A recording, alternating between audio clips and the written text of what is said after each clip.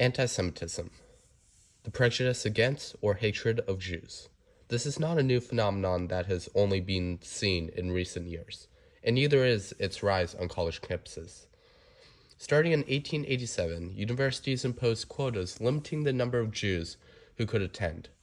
Anti-Semitic hate and anti-Semitism are on the rise today after the October 7th terrorist attacks on Israel. Nevertheless, before October 7th, hate on campus persisted.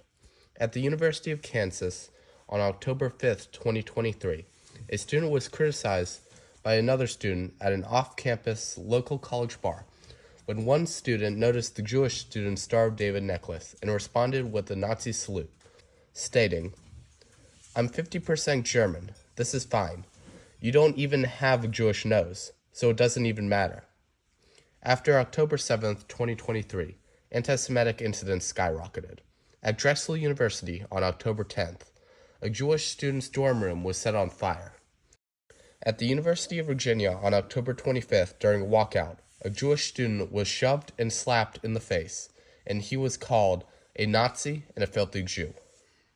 These were only a couple of incidents out of the hundreds that happened just in 1 month. Because of the rise in anti-Semitism on college campuses, the ADL surveyed Jews to see how safe they felt on campus.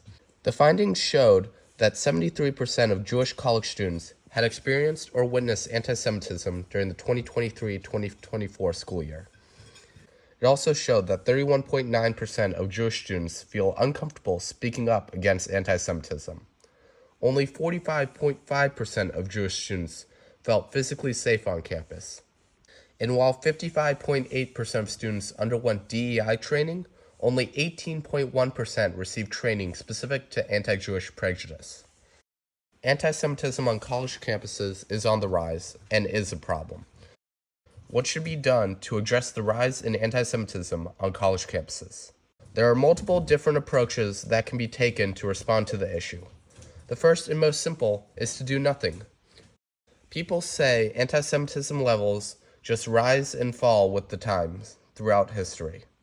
Without responding, anti-Semitism rates will eventually fall. They also say students on college campuses are allowed to exercise their First Amendment rights. An alternative is a punishment-based approach. This is like ruling with an iron fist, punishing minor crimes so that people are less likely to commit any crimes.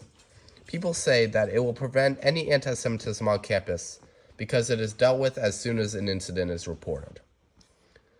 The last option is an education-based approach, aimed at preventing anti-Semitism from happening rather than addressing the aftermath. People claim that a preventative approach would lower anti-Semitic incidents, and educating the student body would allow them to see why anti-Semitism is wrong. The rise in anti-Semitism on college campuses can be addressed by a prevent, protect, and educate approach. The prevention part would include a requirement that faculty need to go through a DEIB training that includes training on anti-Semitism. Faculty will also have open, civil discussions and debates on complex topics.